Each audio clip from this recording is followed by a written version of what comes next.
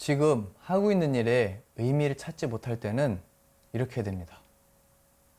주여, 주여, 주여.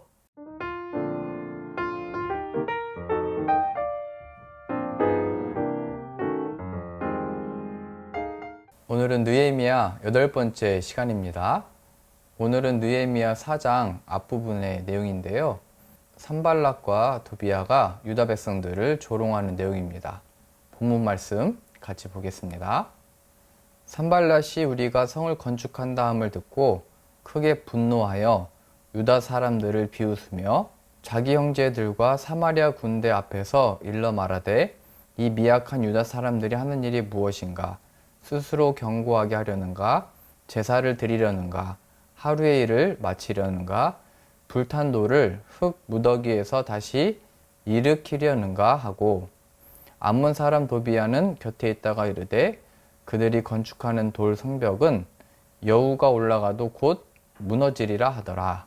이렇게 산발락과 도비아는 자신들의 사람들에게 유다 백성들을 비웃으면서 그들은 나약해서 이 일을 할 수도 없고 그것을 짓는다고 해도 여우가 올라가도 성벽은 무너질 거다, 이렇게 이야기를 합니다. 여우를 보시면 아시겠지만 그 크기가 큰 고양이만 합니다. 그러니까 무겁지 않은 짐승이 올라가도 그 성벽은 무너질 거다, 이렇게 조롱한 거죠. 이 일을 통해서 유다 백성들은 기운이 빠지겠죠. 누군가가 조롱하고 비웃으면 우리도 그런 것처럼 힘이 빠지게 됩니다. 그래서 이 일을 하는 의미를 못 찾게 합니다. 우리가 이 일을 해서 뭐하나? 이 일을 하는 의미가 있나? 이것을 할 수는 있을까? 이런 여러 가지 생각들을 하게 됩니다. 대적자들은 이 일을 통해서 하나님이 하시는 일을 지체하게 하려고 하는 겁니다. 이것은 성전을 다시 지을 때도 마찬가지였습니다.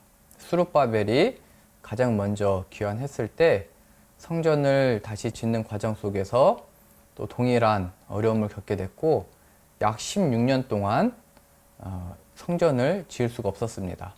그리고 나서 에스라가 2차로 귀환하여 왔을 때 비로소 성전을 지을 수 있었습니다. 이렇게 성전을 다 짓고 나서 성벽을 지을 때도 여전히 대적자들이 그것을 막으려고 힘썼습니다. 하지만 하나님의 이 일을 지체하게는 할 수 있었지만 이 하나님의 일을 막을 수는 없었습니다. 이 일을 통해서 대적자들이 하고 싶었던 것은 결국 하나님의 백성들로 하여금 하나님을 잊게 하려고 하는 겁니다. 오늘 본문을 보면 느헤미야가 이렇게 기도합니다. 느헤미야 4장 4절입니다. 우리 하나님이여 들으시옵소서.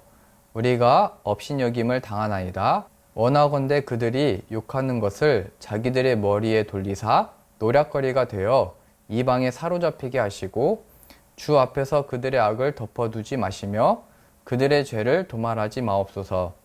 그들이 건축하는 자 앞에서 주를 노하시게 하였음이니이다 하고, 이에 우리가 성을 건축하여 전부가 연결되고 높이가 절반에 이르렀으니 이는 백성이 마음 들여 일을 하였음이니라.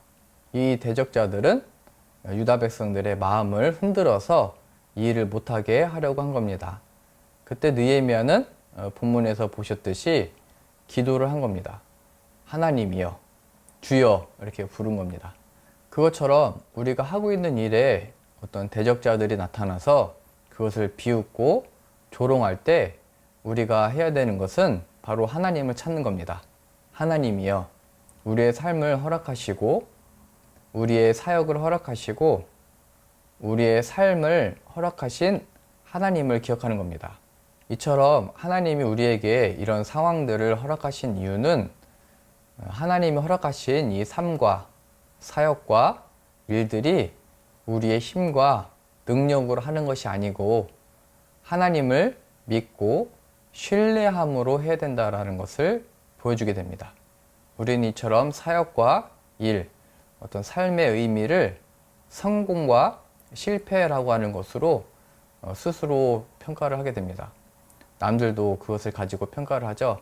성공하면 잘했다고 그러고 실패하면 그것을 또 무시합니다. 이렇게 우리가 성공하면 교만해져서 하나님을 잊게 되고, 실패하면 좌절해서 또 하나님을 기억하지 못하게 됩니다.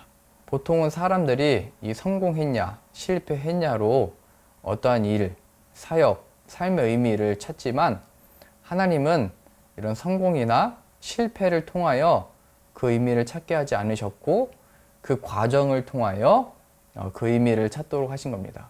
하나님의 관심은 우리가 이 일을 어떻게 하는지 그 과정 속에 있습니다.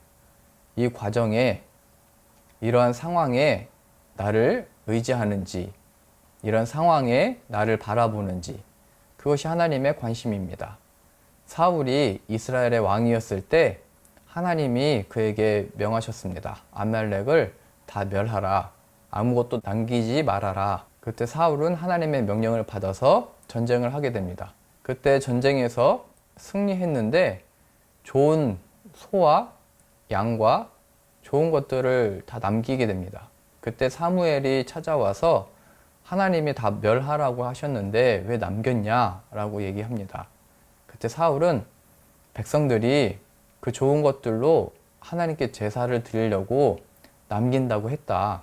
그래서 나도 백성들의 말을 따라서 남긴 것이다.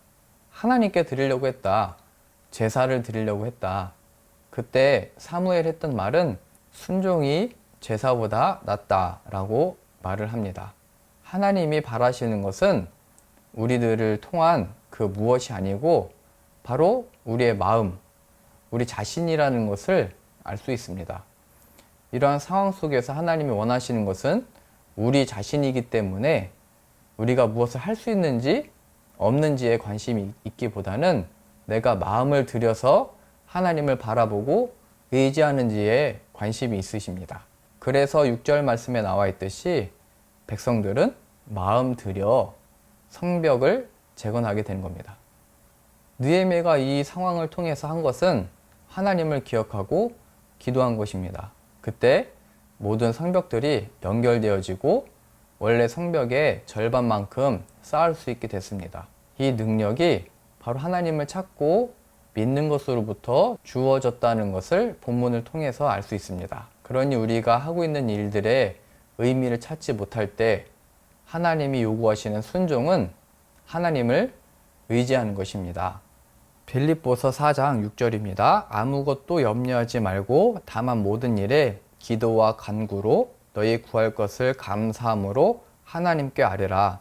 그리하면 모든 지각에 뛰어난 하나님의 평강이 그리스도 예수 안에서 너희 마음과 생각을 지키시리라. 우리가 하나님을 의지함으로 기도했을 때 얻게 되는 것은 마음과 생각을 하나님이 지키시는 것입니다. 그래서 이러한 상황 중에 하나님 우리들에게 주시는 것은 마음의 평안과 잠입니다. 생각이 많으면 잠이 잘 안 오죠. 복잡한 생각들 속에 또 이리저리 치우치는 우리의 마음 속에 하나님이 주시는 그 은혜로 평안을 얻을 수 있고 잠을 이룰 수 있는 겁니다. 그래서 하나님이 사랑하시는 자에게 잠을 주신다라고 표현되어 있죠. 이러한 마음과 생각을 어떤 것에서 지키신다고 표현했냐면 그리스도 예수 안에서 우리의 마음과 생각을 지키는 것은 그리스도 예수 안에서입니다. 그리스도 예수 안에서라고 하는 것은 그의 죽음과 부활을 기억하는 것입니다. 제자들은 예수님을 바라볼 때 기대했던 것이 있었습니다. 나라의 회복, 그들이 원했던 능력, 힘. 하지만 예수님은 십자가에서 죽으셨습니다. 그래서 돌아갈 사람들은 돌아가고 몇 명은 모여 있었지만 다 낙심해 있었습니다. 제자들이 원했던 꿈이 사라진 것이죠. 그들이 바랬던 것들은 다 실패한 겁니다. 하나님이 이 일을 통해서 보이시는 것은 나는 너희들의 꿈으로 하지 않아. 나는 너희들의 바램이나 기대로 하지도 않고 너희들의 능력으로 하지도 않아. 내 능력을 보여줄게. 그게 바로 부활입니다. 바로 하나님의 지혜와 능력으로 한다는 것이 예수님의 부활입니다. 이렇게 하나님은 예수님의 제자들에게 십자가의 사건을 통하여 큰 의미와 가치를 알려주셨습니다. 하나님이 어떤 분이신지, 또 우리는 어떤 존재들인지, 그러니 이 예수님의 죽음과 부활을 기억하시고 묵상하셔야 됩니다. 나에게 주어진 이 상황 속에 내가 무엇에서 의미를 찾으려고 했는지, 나에게 주어진 이 상황 속에 내 꿈과 내 기대와 바램이 사라졌을 때 이것은 하나님의 능력이며 지혜를 가르치는 우리들의 상황인 것입니다. 마치 이스라엘 백성들이 출애굽했을 때 우리가 왜 이 광야에 있는지, 어디로 가고 있는지, 어디로 가게 될 건지 이러한 질문들 속에 창세기 1장 1절 말씀을 통해서 이스라엘이 배웠던 것은 태초에 하나님이 천지를 창조하시니라. 이 말씀을 보면서 우리들이 여기 있는 이유, 또 이동하고 있는 이유, 또 멈춰야만 하는 이유, 가게 되는 이유, 하나님이 이 땅을 지으셨기 때문이다. 하나님이 우리를 지으셨기 때문이다. 하나님이 우리의 주인이기 때문이다.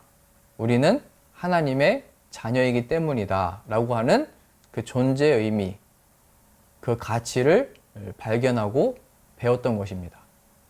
그 의미를 그 광야에서 배웠던 것입니다. 우리의 삶이 광야와도 같고 메마른 들과 같고 많은 비웃음과 조롱이 있다 할지라도 그러한 상황 속에서 하나님 우리들에게 보여주시는 것은 바로 십자가의 사건입니다.